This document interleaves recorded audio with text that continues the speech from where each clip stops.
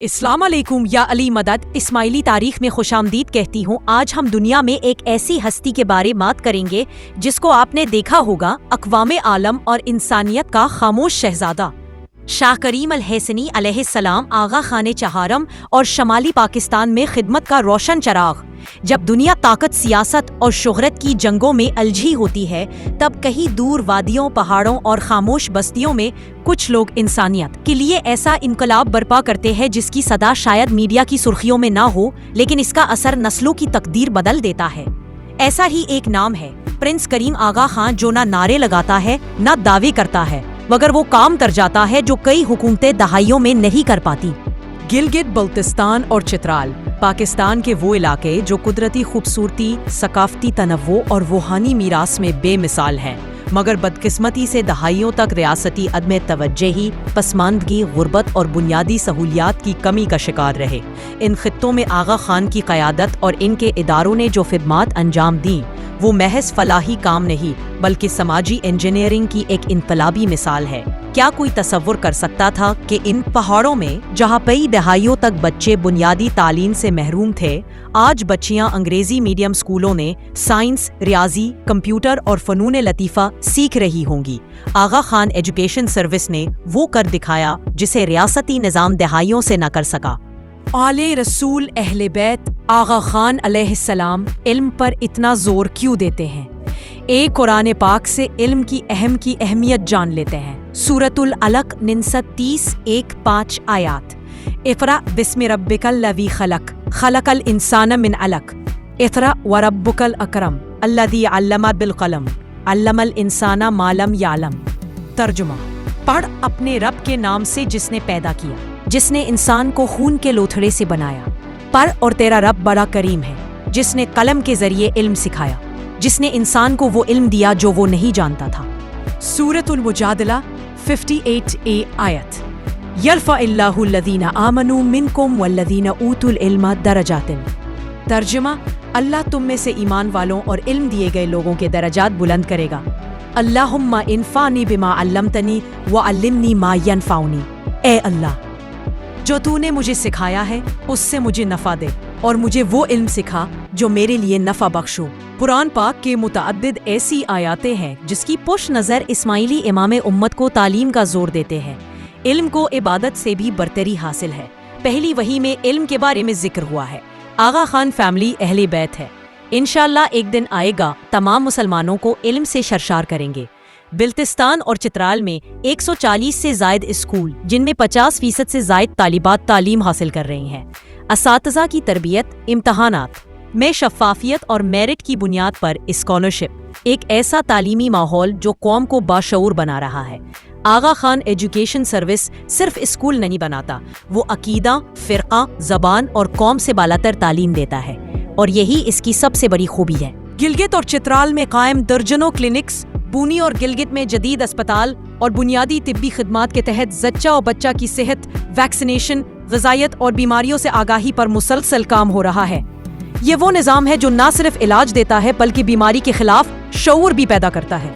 آج دنیا موسمیاتی تبدیلی سے لرز رہی ہے، مگر آغا خان ڈیولپمنٹ نیٹ ورک برسوں سے اس خطرے پر کام کر رہا ہے۔ گلگت بلتستان اور چترال جیسے علاقے جہاں برفانی تودوں کے پگھلاؤ، جنگلات کی کٹائی اور پانی کی قلت اہم مسائل ہیں، وہاں آغا خان رورل سپورٹ پروگرام، دیہی امدادی پروگرام نے زمینی سطح پر کام کیا۔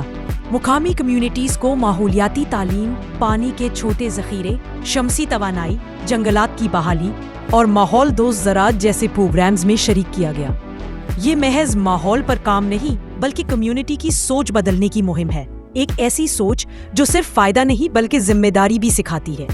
آغا خان ڈیولپمنٹ نیٹ ورک کا ویژن خیرات پر نہیں، قابلیت اور خود کفالت پر مبنی ہے۔ آغا خان رورل سپورٹ پروگرام نے دیہی معیشت کو مضبوط کرنے کے لیے خواتین کو چھوٹے قرضے، سلائی، کڑھائی، باغبانی اور کاروباری تربیت دی، کسانوں کو بہتر بیج، جدید کھیتی باڑی اور منڈی تک رسائی فراہم کی، اور نوجوانوں کو ہنرمند تربیت اور روزگار سے جوڑنے کے مواقع دیے۔ یہ سب کچھ بغیر شور، بغیر مطالبے اور بغیر سیاست کے، صرف انسان دوستی کے جذبے کے ساتھ۔ کھیل اور ثقافت کا شعبہ اکثر نظر انداز کیا جاتا ہے، مگر آغا خان فاؤنڈیشن کا یقین ہے کہ قوموں کو صرف تعلیم سے نہیں بلکہ ثقافت اور کھیل سے بھی مضبوط کیا جا سکتا ہے۔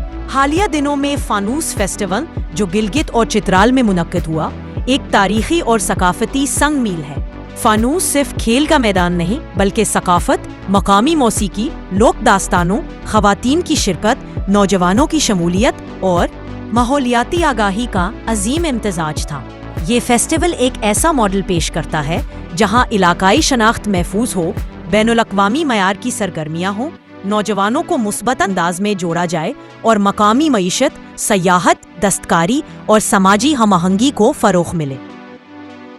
اس تمام خدمت کے دائرے میں ایک پہلو جو اکثر بیان نہیں ہو پاتا، وہ آغا خان فاؤنڈیشن کی مصالحتی اور سماجی ہم آہنگی کی کوششیں ہیں۔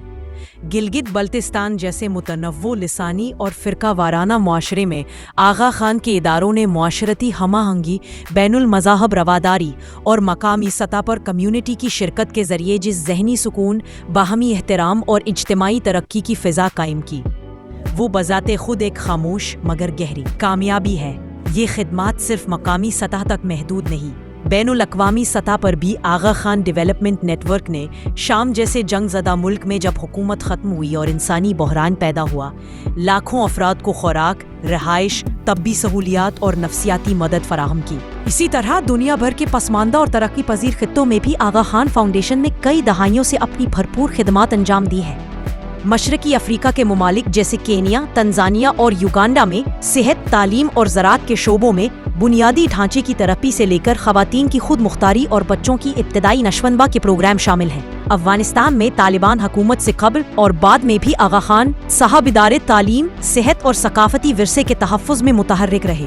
وسطی ایشیا، خاص طور پر تاجکستان اور کرغزستان میں پہاڑی علاقوں کی ترقی، صاف پانی کی فراہمی اور مقامی معیشت کو فعال بنانے میں آغا خان فاؤنڈیشن نے مثالی کردار ادا کیا۔ ابھی مسلم امت پر انحصار کرتا ہے رسول پاک صلی اللہ علیہ وآلہ وسلم کے گھرانے کی کتنی پیروی کرتے ہیں اور کتنا فائدہ اٹھا پاتے ہیں۔